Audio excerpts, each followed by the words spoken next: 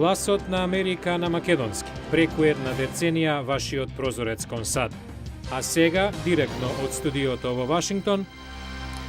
Добро вечер. Го гледате Newsflash ТВ журналот на Гласот на Америка на македонски. Со вас во наредните 8 минути ќе биде Ведран Андоновски. Повторно проблеми со контролата на летови во САД. Овој пат вклучен авион во кој се наоѓаше првата американска дама. Еве ги најновите вести од САД. Боингот 737 во кој се наоѓала Мишел Обама морал да го прекине слетувањето во армиската база Ендрюс близу Вашингтон, бидејќи се нашол преблиску на далечина од 5 километри до армиски товарен авионот типот С-17. Властите вршат истрага под предпоставка дека се работи за грешка на контролата на летањето. Во серија инциденти на аеродроми ширум САД изминативе недела 2, контролори заспаа за време на ноќната смена.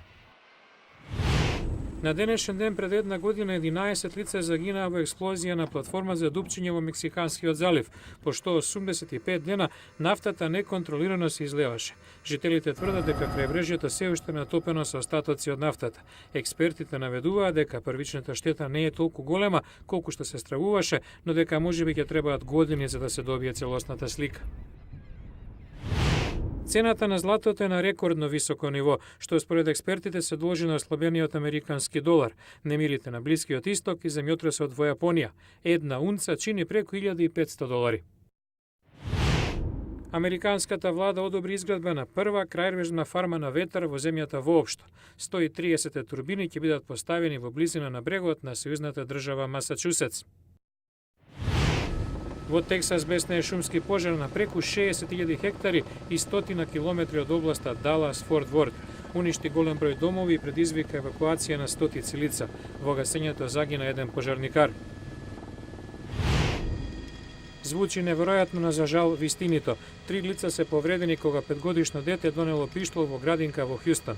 Пиштолот неконтролирано испукал кога испаднал од џебот на детето. Повредените се надвор од животна опасност. NBA плейоф надпревари од првото коло. Бостон извојува тесна победа над Њујорк 96-93 и победе со 2-0. На Њујорк не му помогнаа ниту 42 поени на Кармело Ентони. Орландо не дозволи ново изненадување на свој терен. Беше подобар од Атланта со 88-82 и го изравни резултатот на 1-1. Далас беше подобар од Портланд 101-89 и сега води со 2-0. Во продолжение на Newsflash, американец од Тексас добитник на престижната еколошка награда Голдман за борбата против загадувањето на Порт Артур. Хилтон Кели цела деценија им пркоси на нафтените и хемиски компании во градот преку протести и судски постапки.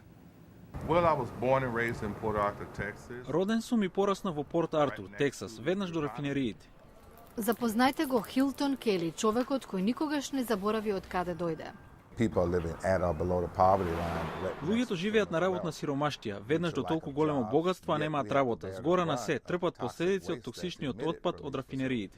Кели, кој едно време работел во Калифорнија како актер, решил да се врати во родниот град и да помогне. Открив дека голем дел од луѓето се болни, главно од рак, а голем број од децата имаат респираторни проблеми. Ја проучил проблематиката на индустриското загадување и основал локално движење за расчистување на Порт Артур.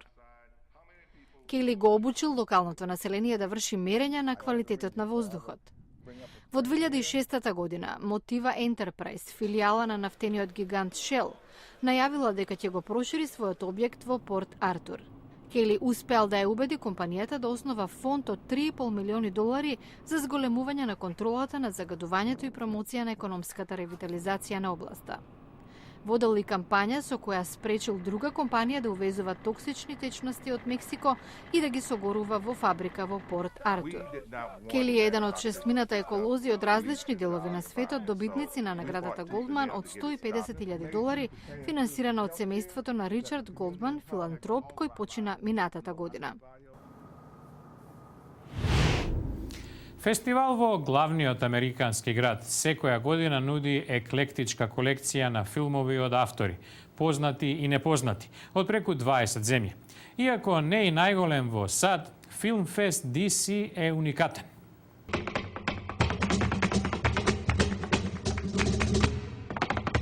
Во Фламенко, познатиот режисер Карлос Саура нуди свет на движења, светла и звуци, истражувајќи го танцот.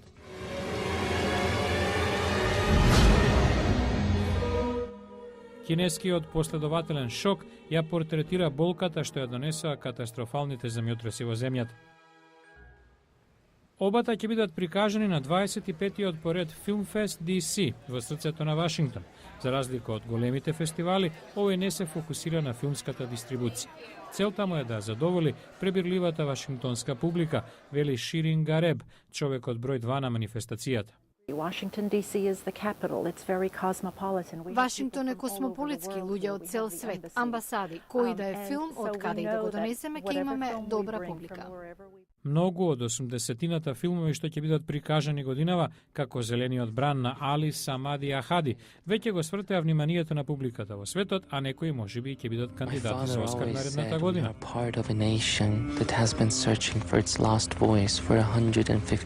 Оваа фузија на анимирани документарен филм е хроника на противодините демонстрации во Иран 2009. Британскиот Тестаментот на Драмонд инсистира на абсурдноста на животот. Продуцентот Тобиас Стобел е во Вашингтон за промоцијата, вели фестивалот ќе го лансира филмот. Со добрите критики и добриот прием, ќе ни отвори влез на други фестивали. Филмфест DC привлекува 25.000 посетители годишно. А утре во Newsflash. Дрогата е во секој дом. Американската влада со нов план против злоупотребата на лекарствата, што може да се добијат на рецепта. За ова во утрешната емисија. Утре во Newsflash, лековите на рецепта, нов хероин. По автомобилските несреќи, злоупотребата на лекарствата убива најмногу американци. Видете утре во Newsflash. Го гледавте Newsflash, ТВ журналот на гласот на Америка на македонски. Со вас во оваа емисија беше Ведран Андоновски. За повеќе содржини на гласот на Америка, појдете на нашата интернет страница glasnaamerika.com. Од Вашингтон ви посакуваме пријатна вечер. Се гледаме утре.